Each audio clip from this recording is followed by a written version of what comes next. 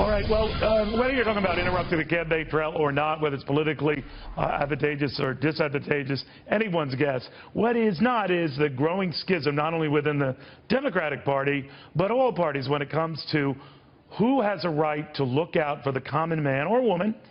And it evidenced itself in a conversation I had with a young woman who supports Bernie Sanders, does not Hillary Clinton, at issue the role of government. Take a peek. Before we talk about raising taxes, let's focus on where our tax money's already going. No one said anything about raising taxes but you, Neil. No, you pointed to raising taxes. I follow you on we can be YouTube. You very talk creative. about the rich and the banks. No, I'm using your words. I've heard you on YouTube talking about raising taxes and the rich and the banks paying more. But when you say raising taxes, you want your viewers who are crunched financially to feel like taxes are going to be raised on them. When I say raising taxes, I'm talking about bankers. Right. I'm talking about the 0.01%. Or you notice something in that interesting exchange, and I thought she was a very articulate spokesman for that view on the left. There are many people who disagree, others who rap me. I wasn't trying to get into a fight here, but I did notice an interesting pivot on her part when we discussed this idea of raising taxes or not. First, she said that she didn't advocate it, then ended by saying that bankers and others could and should pay more. So we get back to essentially getting back to the core argument, more government or less government, which I think is the key in this race. All right, Kat Timpf is joining us. Deneen, Borelli, Hadley, Heath, Manning. Hadley, end it with you. I want to begin with you. I think that's it. I think you are either in this young woman's camp that says, look, government is not serving the people, but more that properly focused would and could. Now, that's where she draws a line against Hillary Clinton because she says, unlike Bernie Sanders, she doesn't get that. What do you make of that? Well, certainly many Americans can agree to disagree on the role of government, but when it comes to fighting for the common man, Neil, I think it's so important to emphasize that the reason many of us believe in free markets is because we believe that a bottom-up economy rather than a top-down economy will better serve the common man, will better protect the little guy. So we have a very dramatically different interpretation of the facts in terms of what's been going on in our federal budget and what the role of government should be moving forward. That doesn't mean we have to foster any ill will or disrespect for one another. But yes, she made some fine points. Often our points in these political discussions are going past one another. That's exactly Instead, we right. need to sit down and address exactly head-on the points that our political opponents are making. And I think, Deneen, we get sidetracked in this issue. There were many conservatives who wrote me, I assume they were conservatives, said, Neil, get into the fact about where's the father of her child, or when she makes trips, who pays for them. All might be germane issues, but for the point of this argument, I thought side issues, and yet we do continue talking past each other. My only point, Deneen, is if your argument is that the government doesn't work, why would giving the government more money make it work? Yeah. These young kids today, Neil, I tell you. But listen, that was a very interesting discussion that you had with this young lady, and there are a lot of people who think like her who are college age.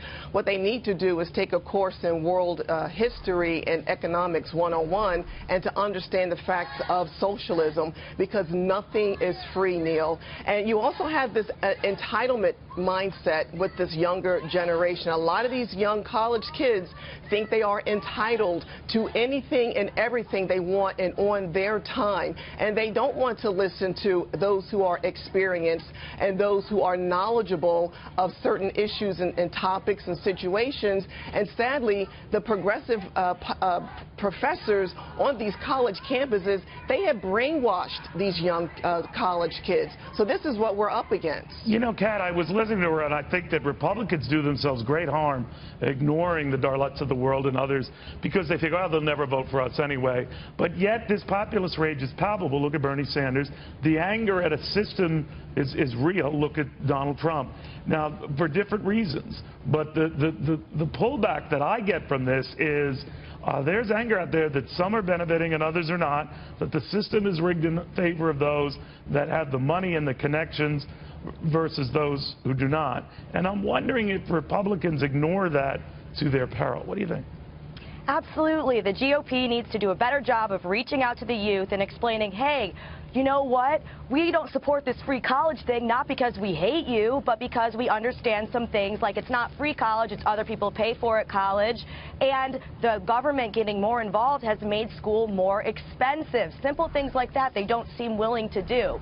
I'm sick of this victim status, you know, it's because they hate me. No, it's not. Let's just talk about the economy in a basic way. I love capitalism, Neil. It made me very sad to see her saying so many negative things about it. You know, one of the things I did take away from it, though, Hadley, is that has capitalism done itself a favor when a few malcontents of capitalism have ruined it for everybody? I talk about, you know, greedy bankers. I talk about, you know, those biotech CEOs who were willy-nilly hiking the price of drugs, and yet somehow that was seen as the industry doing that to everyone, when that wasn't the case.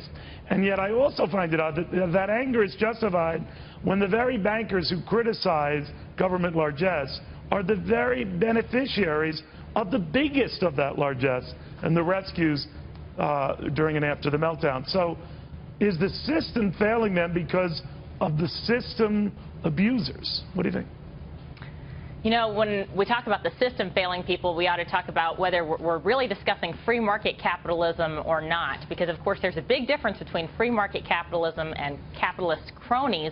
Cronyism is a very different system altogether. So I would defend free market capitalism. I wouldn't say it's a perfect system, of course.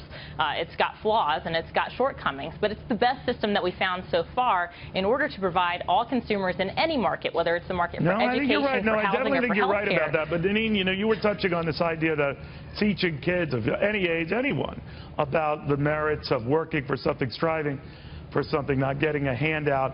But yet preaching that, as Mitt Romney found out 4 years ago, John McCain 8 years ago, it's been falling on deaf ears. And I'm wondering, because it sounds too preachy, what should then conservatives or Republicans, more to the point, be saying to pound the point home?